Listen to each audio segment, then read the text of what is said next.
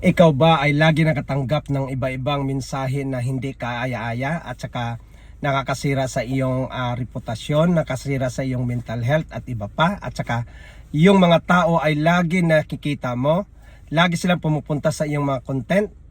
Mayroon tayong gagawin yan. Mayroon tayong puntahan na modules or topic na pwede natin magsulat or pwede tayong magsulat doon at idagdag natin sila lahat doon sa ating criteria.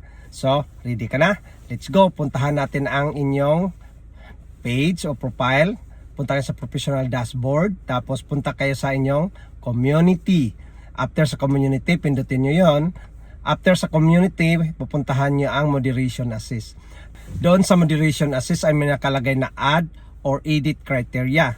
Sabi dito, you're in control customize criteria to efficient manage your profile or page, no? So, ikaw, mayroon kang karapatan na i-control sila. So, dito din may nakalagay, if any one of these criteria is met, the comments will be auto-hidden, no? So, dito sa side, nakita mo yan. Mag-add ka dyan kung ano ang mga ilalagay mo dyan. Pangalawa, pwede ka din maglagay na i-block yung mga tao na nagbibigay ng mga bad comments. So, direct mahidden yon, no?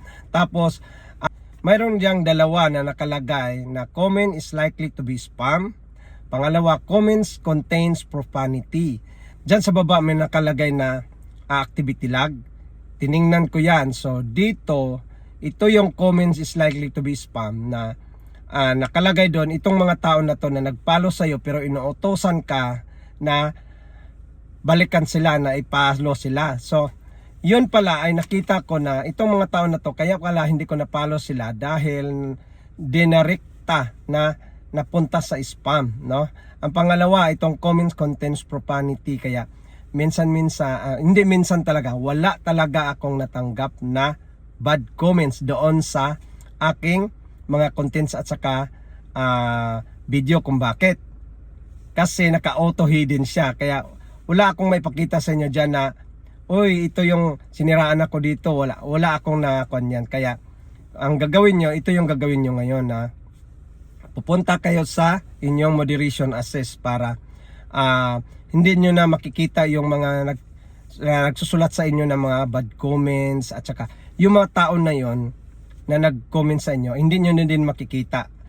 At saka yung mga pinalo ka nga pero inuutosan ka na balikan sila agad, so ma-auto hidden siya. So mayroon kang sarili na mag-control sa kanila.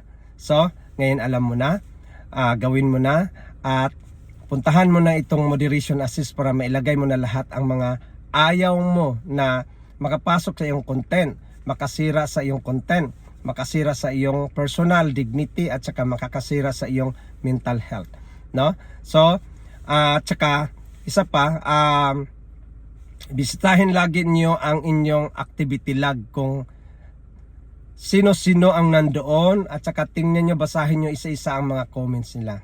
Pangalawa, kailangan niyo puntahan talaga ang creators education para unti-unti kayo matuto o paano tayo lumago dito sa social media, no? Para mayroon tayong alam. Ngayon alam mo na, pwede mo din ito ibahagi sa ibang mga tao para maraman din nila kung paano gawin at saka protektahan ang kanilang sarili. Thank you for watching.